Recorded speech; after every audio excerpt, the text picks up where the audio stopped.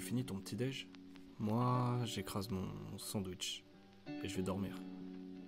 Et c'est là où je me demande pourquoi les cloches elles sonnent.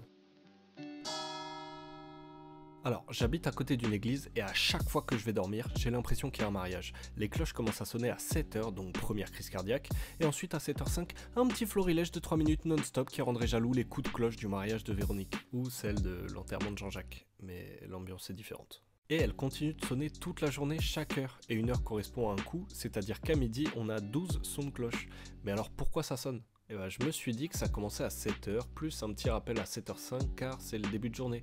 Enfin, pas pour les gens au chômage comme moi, mais en fait, elle sonne plusieurs fois, aussi à 12h05 et à 19h05, et ça c'est plus mes heures de réveil déjà. Mais sinon, à part pour dire que c'est l'heure du déjeuner ou du dîner, j'ai pas trop d'indices. Donc j'ai fait mes recherches, et en fait, il y a quasiment que chez moi que ça sonne toutes les heures.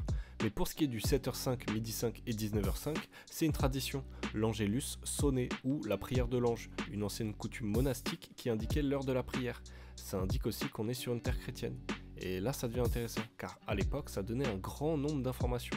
Par exemple si le nouveau-né baptisé était un garçon ou une fille. Aujourd'hui on comprend juste qu'il y a un clocher qui fonctionne encore. D'ailleurs, dans la cathédrale de Notre-Dame, il y a la deuxième plus grosse cloche de France. C'est le bourdon Emmanuel. Voilà quoi, je devais le partager.